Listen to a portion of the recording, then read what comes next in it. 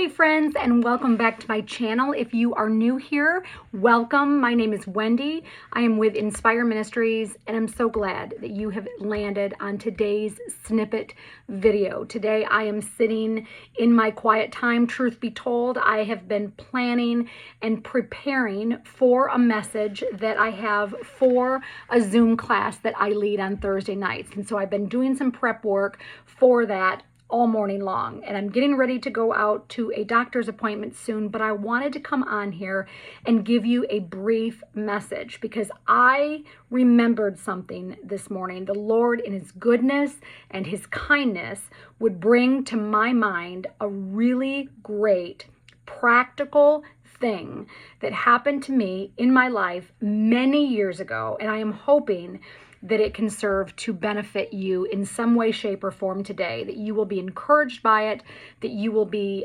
inspired by it, and more than anything, that it will give you some hope for a new way of thinking. So this morning, as I was preparing for my lesson that I'm giving tomorrow night, Thursday, I started to think about something that is going on in my own life. And the truth be told, there is always going to be something that is happening in our life as it regards waiting on the Lord. I remember it was a number of years ago, and the church that we were attending at the time, our pastor's wife approached me to do a lesson, a Wednesday night study for women in our church. And she said, we're getting ready to go into, a training and teaching time. We were entering into the fall. I think it was I remember it was the year of 2018. And she said, we're getting ready to go in on Wednesdays and have these breakout sessions and teachings and small groups and stuff. And we would really like you to lead a class. And I remember thinking to myself, well, okay, I'm all for, leading a class. What would you like me to lead it on? And she tossed around a couple ideas, and then she came back and she said, you know what, I thought about it, and I want you to lead a class on waiting on the Lord. And I looked at her. Now, she knew our current situation that we were going through in our life at that time. She knew that my husband had just lost his job. She knew that I was coming out of a really bad season with health. And she also knew that I was missing my daughter, who we had just sent 2,000 miles away to ministry school in California. And so we were in a season of waiting ourselves. And I said, I don't think that you really want me to be the one that teaches on waiting, because I'm in it. Like, I'm knee deep in the waiting right now. And she said, it's exactly why I want you to teach it, why I want you to lead it. And what ended up happening is God in His mercy showed me just as much as I believe He showed other people through my teaching how to properly wait on the Lord. So I want to talk to you today if you find yourself in a season of waiting on God. Maybe you find yourself waiting on a new job or a promotion in your current workplace. Maybe you find yourself waiting for an apology from a friend. Maybe it's a restoration of a friendship that you are kind of waiting on. Maybe it is a situation where you are waiting on God for children, to bear children. That's something that you've prayed about and you've worked through for years, and you've wrestled with God about in your personal life. Maybe that's your waiting. Whatever it is that you find yourself in this season of waiting, we all can say, I'm sure, with 100% resounding, unanimous vote, if we were sitting here voting today, we would say, all of us have been through a season of waiting. I want to give you an experience that happened to me years ago. This was years ago. I was in ministry at my church. I was working full-time ministry at my church. The year was probably, if I had to guess, the year was probably around 2009. Now, at that time, my husband was going through a lot of health issues, and we were constantly in and out of doctors, and it was just a really trying time for our family. So probably internally, I was super hyper sensitive of just anything and everything, right? And I remember getting into a dispute with someone in our church. Now, the dispute wasn't over like a big salvation issue, like nothing like that. It wasn't anything that was going to, crumble the church. It was just a superficial kind of silly thing that he and I were arguing over. And he happened to be a really good friend of mine. And I remember it was Mother's Day, and he sent me an email, and it was Mother's Day evening, and he sent me an email telling me how upset he was with me, how I was wrong, how I stabbed him in the back by saying certain things, that I had been mean to him, that he was, he just blatantly expressed his anger with me at that time. And I remember it was Mother's Day, and I remember reading it on that Mother's Day night thinking, I can't believe this. I can't believe he sent this to me on Mother's Day. I can't believe that we are such good friends that he would think of me this way. I can't believe that he's kind of throwing me under the bus here. And I was devastated. And I mean, I was heartbroken and devastated. And it wasn't just that he was being mean and it was Mother's Day to me, but I felt like he had dishonored our friendship. And I thought, you know what? I thought our friendship was so much more than that. And I was just so sad. And I remember doing the thing that I thought I was supposed to do. The next day, I went to him. I sent him a message. I told him how disheartened I was at his message to me. I told him that I was sorry. I told him to please accept my apology, that I didn't mean to hurt him, or I didn't mean to say something that would upset him, or, whatever it was. And I don't even remember what the issue was that we were arguing about at the time. I mean, isn't this the case that we oftentimes don't even remember what the original argument was? And so after I didn't get a response from him for a couple days, I went to our associate pastor at the time, and I just expressed to him that we had, we were going through this really hard time, and I needed some clarification what I needed to do. I needed some wisdom. I needed some advice. And so what we ended up doing is we ended up sitting in a room, the three of us, the pastor, me, and this other individual. We ended up sitting in a room where I was just crying because I was so heartbroken, and I was filled with such pain. And honestly, I was hurt to the point of being frustrated and actually mad. And if I'm being honest, it wasn't a holy and righteous anger. I was mad. And we had this discussion, and I cried the entire time, and I'm just like, I'm going to need some time. I'm going to need some time.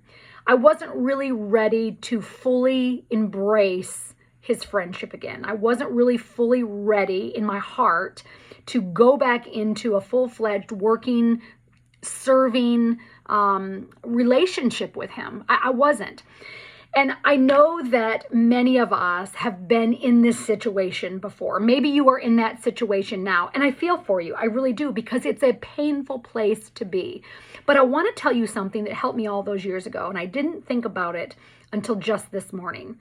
And it was this song. Now, I know it's weird that I would address this solution to a song, but I want to go back and tell you exactly what I did. I remember hearing this fantastic story, or this fantastic song by the man, by the name John Waller. And he has this great, amazing song called While I'm Waiting. And I remember thinking, that's exactly what I'm doing. I am waiting to feel good about this situation again. I'm waiting for my heart to heal. I'm waiting for this forgiveness to kind of be genuine within me, because I didn't want to just fully embrace it without knowing that God was doing a work inside of my heart as it related to forgiveness with this issue. And so I found myself, as odd as it was, in this season of waiting on maybe a further apology, waiting on him to be truly sorry, waiting for him to feel really bad about what he had done. But more than anything, I remember when I first heard the words of this song and thinking to myself, that's it. That's really it. I'm not going to read the words to the song, but I want to read a couple of the words that John uses in this song, While I'm Waiting. He says, I am waiting, but I am hopeful. He says, it's painful, but I am hopeful. And he says, patiently, I will wait. I will move bold and confident. I will maintain obedience in my waiting. John goes on to say in this song, he says, I will serve you, God. I will worship you. While I'm waiting, I will not faint. I will be running the race. I will be peaceful, although it will not be easy. I will faithfully wait as I move forward, as I move ahead. And I'm going to go ahead and link the song in the description box below so that you can listen to it for yourself. And hopefully, if you find yourself in a season of waiting like I was, you will find this song to be helpful. But I want to think about it scripturally. I want to think about, how do we properly wait? How do we wait well? Because I think that we can do one of two things. I think that we can wait really good. We can have a really good attitude, and we can almost win victoriously before the waiting even takes place. We can make a resolution in our minds that we are going to wait well. Or we can wait in bitterness, wait in anger, wait in frustration. And I remember thinking all of those years ago how grateful I was that God showed me that there was a better way to wait. And I didn't have to wait long to get that from the Lord, because I remember hearing this song on day one after we had met with that friend and with that pastor. It was on that day that I heard that song, and there is no doubt in my mind that God would place that song on my radio that day for me to hear so that I could dwell on it and think about what the implications were of waiting well. Because here's the deal. So oftentimes we let that thing fester. If we are waiting for an apology, we let that bitterness fester. And the more that we allow that to fester, the further away that we are getting with God, and the more damage that we are doing to our spiritual soul. We have to learn how to wait well. We have to learn what it means to be a good representative of Jesus even while we wait. Because the truth is, we could just be the best representative for Jesus in our season of waiting, and that could be the whole entire reason for our season of waiting. And it's the reason why I mentioned to you at the forefront of this video that pastor's wife asking me to do a message on waiting. And she said, that's exactly why I want you to do it. Because I want you to talk about how God is walking you through this terrible, painful waiting season. Listen, I had not mastered it, but I was learning that there is a better option. And through my waiting, by teaching about waiting, I was actually able to see how God wants me to behave in my attitude as it relates to waiting. Because again, I can either be bitter or I can be better. I can take this challenge that is set forth to me before God. I can take this opportunity to serve the Lord, to be hopeful, to endure to the end, to work out my faith, as Paul says, to work out my faith, to patiently wait, to move bold and confident in the fact that even if I never receive the apology that I think is owed to me, even if I never get that job that I have been desperately waiting for, even if that friendship never heals, even if that relationship that I've been seeking never is granted to me, even if they never change, even if I never hear, even if I never understand, I still am responsible for what I do in the waiting period, what I do in that dash between what happened to me or what I'm waiting for and the full expression of what I'm waiting for to happen. Because the truth of the matter is, that apology may never come. That resolution may never come. That job may never come. In fact, something better may never even come. We are not promised tomorrow. And so how we behave in the waiting says everything about our relationship with God. It says everything about our surrender to His will. It says everything about who Jesus is to me. Is He real? Do I really desire in my heart of hearts to be better as a result of this situation? Do I desire to be better? Or am I content with just being bitter? Am I content with just being mad all the time? Am I content in that? Because I believe so much of our waiting seasons are a test of our character put before us as an opportunity by God. Are we going to pass that test or not? It really, really matters. Let me give you some scripture references that I want to give you just so that you have them. The first one I want to read to you today is out of Galatians chapter 6, verse 9. Now, many of us know this verse almost verbatim, but I'm going to read it to you out of the New Living Translation. And it says this. Let me just go all the way back at the beginning of that whole entire segment, because I think that there's value in it, all the way back to verse 7. So I'm going to read Galatians 6, 7 through 9. And it says, "Don't be misled. You cannot mock the justice of God. You will always harvest what you plant. Those who live only to satisfy their own sinful nature will harvest decay and death from that sinful nature. But those who live to please the Spirit will harvest everlasting life from the Spirit." I want you to think about this for a minute. In ancient days, it is thought, and it's not just thought, it really happened. In ancient days, if you were accused of murder, what would happen to you most times in the ancient world would be that person that you murdered, their dead corpse would be placed on your back and strapped to your body. And you would have to walk around with that dead corpse on you. And eventually, that decay of that dead corpse would affect you so much that you yourself would pass away.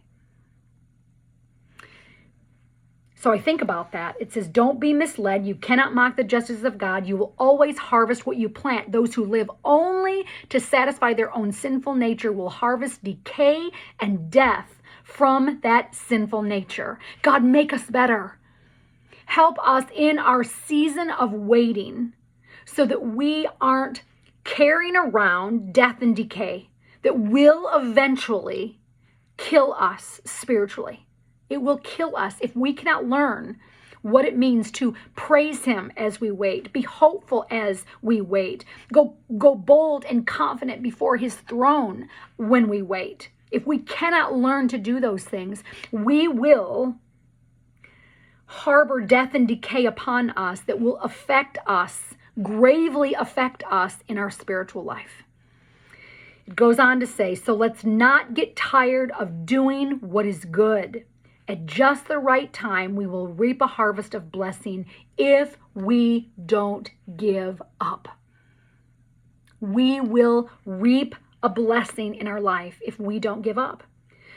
But the truth of the matter is, when things don't go our way, when we don't get the apology, when we don't get the restoration of relationship, when we don't get the job, when we don't get XYZ, if things do not look the way that we thought that they should look, then we end up living in a manner that we are gravely affected by that. And so we then give up. We die a spiritual premature death because we fail to pass the test of endurance. And God is putting before us today an opportunity. If you are waiting on anything right now, count it as an opportunity, a gift by God, a test, if you will, given by God, ordered by God, orchestrated by God, so that we can examine ourselves and we can ultimately be better. We can do better. I want us to look at the psalmist and what he says in Psalm 130. Psalm 130. And I just threw these references down really quick, so I wasn't able to go and tag them. But the psalmist said in Psalm 130, verses 5 and 6, "I am counting on the Lord. Yes, I am counting on Him. I've put my hope in His word. I long for the Lord more than centuries long for the dawn. Yes, more than centuries long for the dawn. I am counting on the Lord. Yes, I am counting on Him." One of the versions says, "I am waiting and watching." I am waiting and I'm watching. I'm waiting on the Lord for whatever it is he wants to show me, whatever it is that he wants to teach me. And listen, it's all about coming with a teachable spirit. If you do not have a teachable spirit within you, you are never going to learn the lessons that God wants you to learn in the very environments that he himself has put you in. So you are then going to be saying to him, by not having a teachable spirit, what you are saying to him is that my way is better. And I'm fine with living in disgrace. I'm fine with living with bitterness and disorder and chaos. I'm okay with that because my way is better. We have to constantly be saying, God, what is it that you want me to see in this? How is it that you want me to wait? Because I'm watching. I'm watching. I'm keeping my gaze on you. I'm waiting and I am watching. Look at Psalm 59, verse 9. Psalm 59, verse 9. It says, you are my strength. Talking about God. God, you are my strength. I will wait for you to rescue me. For you, O God, are my fortress. I'm not looking at my own strength. I am not thinking of all of the ways that I can fix this. I'm not looking at the things that I should say or the things that I should do. I'm not looking for even wise counsel outside of God's order. I'm looking to the Lord. I am looking for God. I need to be rescued. Rescued from this burden, rescued from this shame, rescued from this guilt, rescued from this bitterness that is harboring in my heart as a result of me waiting for things to look the way that I think that they need to look. I will wait on you, however long it takes. Maybe the answers won't come tomorrow. Maybe they won't come next year. Maybe they will never come. Maybe this side of heaven, it's never for me to know. But I'm waiting on you. You're the one I'm waiting for. You're the one in whom I put my trust. Romans 8:25 is another one. Let's look at that really quick. Romans 8, verse 25. And let's see, it says this, Paul is speaking and he says, but if we look forward to something we don't yet have, we must wait patiently and confidently. Back to that John Waller song. He says, I will move bold and confident. He says, we have to wait patiently and confidently. We wait patiently. That is something that we're trying to teach my grandson right now, to be patient. Not everything is about you. Not everything is about you. Not everything is to be given to you in an instant. Sometimes we are like babies in our faith, are we not? Sometimes we want what we want now. We want God to move now. We think we heard a word, and so we need it right now. And God says, your patience and your confident waiting when you are putting your confident trust in me, that's what I long for you. Listen, He is not altered one bit by your need for an answer. He's not moved by that. He's not moved by your impatience and your, listen, I have harbored some impatience in my life, even when I justified it to be holy, where basically I was like, God, I want to have a big platform. I want to shine for you. I want to do big events. I want to have the big crowd. I want to do Bible studies. I want to fill in the blank. But the fact of the matter is, a lot of that want was selfish want. I wanted the big crowd. I wanted the things that I thought my flesh wanted. And God was like, you don't want that because you're not ready for that. You see, sometimes we impatiently impose this even righteous and holy desire on Him. I was listening to somebody in a message, a pastor was doing a Q&A, and somebody came up and they were like, I am in a waiting season right now with my daughter. She has a disability, and so I want to serve her and I want to love her, and she's getting better. She's overcoming this disability to the point where I can leave her alone more and I can do things more. But I so desperately want to be a good mom to her, but at the same time I want to be a good server. I want to serve people. I want to love people. I want to do the thing. I want to have a ministry, she said. I want to teach, and I want to lead, and I want to use my gifts and talents. And God just hasn't allowed me to do that yet. And the pastor who was kind of given this Q&A, he said, your first and primary obligation is to your daughter. Listen, ministry will wait.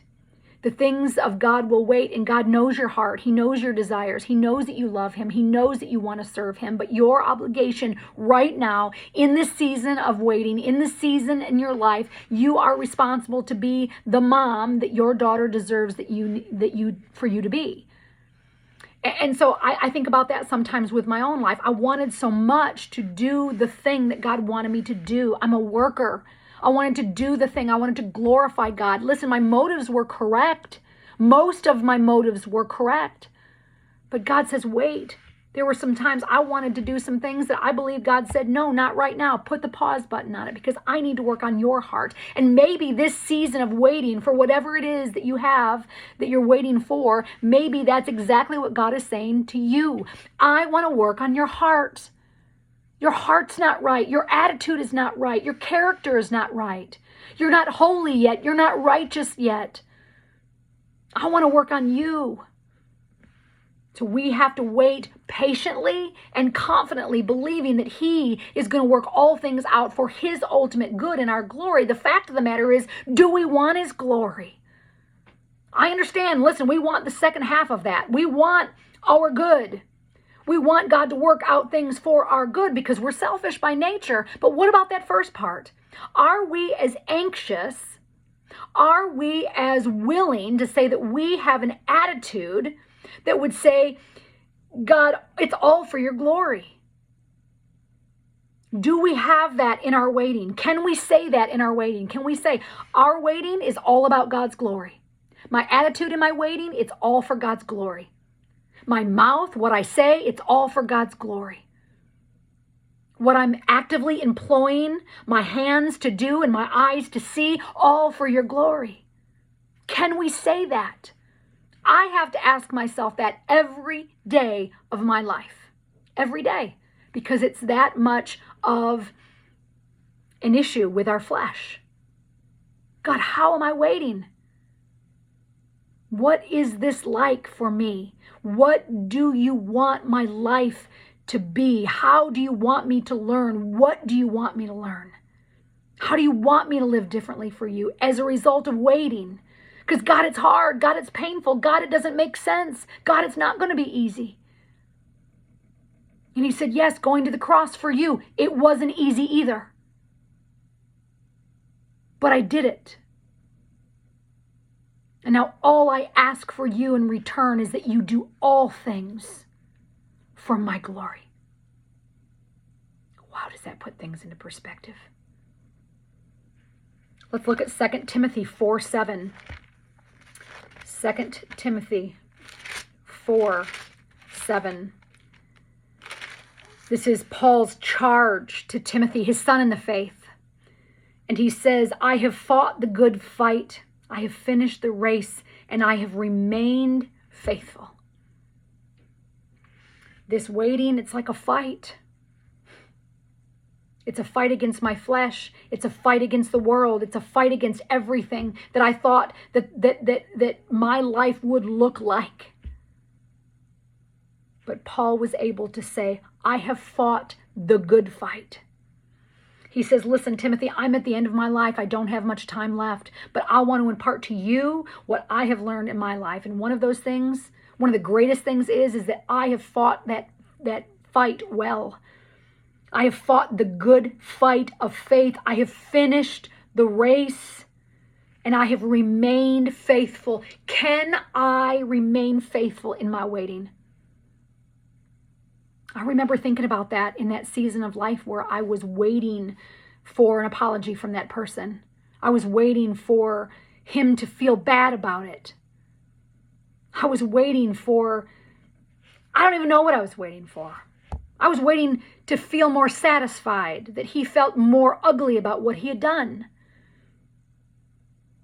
And so many of us find ourselves in that kind of season right now.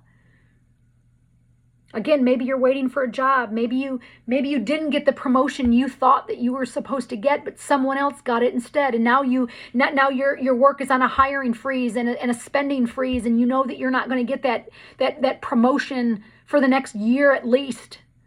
And you're bitter, and you're feeling yourself get more ugly by the day, because you're resentful and you're bitter and you're allowing that thing to fester. But I'm saying, let it go. Remain faithful. Can we remain faithful even when it doesn't look good, even when it doesn't make sense, even when it's hard, even when it's painful, even when the waiting is long and grueling and seemingly unending? Can we remain faithful? It was the way that he was imploring Timothy. Remain faithful, Timothy. This one thing that I need you to remain faithful in is the truth of the gospel message. And then James 1:12 is my final verse that I have, James 1:12. And he says this: God blesses those who patiently endure testing and temptation. After that, they will receive the crown of life that God has promised to those who love him. I talked about that earlier. This might be a test of our faith, a test of our endurance, a testing against the temptation to allow the bitter root that often comes at us from impatiently waiting. Can we pass that test well? Can we pass that test? Because, friends, I don't believe you get a release of that test until you have properly passed that test. And so again, you will have things hurled at you from different angles. You will keep getting test after test after test until we mature in our faith and we learn how to handle it well and we learn how to patiently wait. So friend, I'm praying for you, and I'm also interested in this one question. Are you interested in a study about preparation in the waiting? Listen, it is a study that I did, again, with my church several years ago, called Preparation in the Waiting, the way that God is preparing our hearts, preparing our lives in our waiting seasons. Are you interested in something like that? If you would, comment down below and let me know you're interested in that. And I would love to hear more ideas from you concerning this topic. I know that this is a hard one because I know so many of us are in seasons of waiting. We feel like we're stagnant. We feel like we are still in our faith. But can I tell you this? And it's not going to be easy for me to say as much as it's not going to be easy for you to hear. There is no truth in being spiritually stagnant. That doesn't exist. You cannot be spiritually stagnant. Either you are going forward in your faith with Jesus or you are falling behind. There's no complacency where you would stay in one place. You're either moving forward or you're going behind. You're lagging behind. And listen, I want you to flourish in your faith. It is the desire of my heart. It's the reason why this ministry exists, for you, so that you and I can be trained up to be ambassadors for Jesus Christ, so that we can be trained up in the faith, so that we can be confident in our salvation, so that we can know the truth of the Scripture, so that we can live differently, so that we can pursue righteousness. Jesus says in Matthew 6:33, seek righteousness, pursue righteousness, and all these things will be added unto you. Pursue righteousness and holiness. Listen, waiting doesn't have to be something that causes us to have a spiritual setback. And not every waiting season is an enemy arrow. It could be that the Lord in his goodness and in his kindness and in his love and his mercy towards you, he's given you this gift of waiting so that you can learn how to love him more, so that you can learn what it means to be holy and righteous and pure in your heart. And I don't know about you, but those are the things that I'm after in my life. And I pray that you are too. So drop me a line down below. Let me know. Would you like this in a video series or would you like this in a Zoom class? I would love to do either or. If it is going to be a Zoom class, I would probably do it in the summer months. So keep that in mind. But I would love to hear from you. I love you, friend. I am praying for you in this matter because I know it is difficult. And I'm praying for myself because I'm speaking to myself just as much here in all of this. We are all in a waiting season. No matter what we're going through, no matter where we are, no matter how old we are, no matter where we are in our faith, we are probably waiting on something if we could really think about it. So I love you, friend. And until my next video, I pray that you have an awesome day with Jesus. Bye, friend.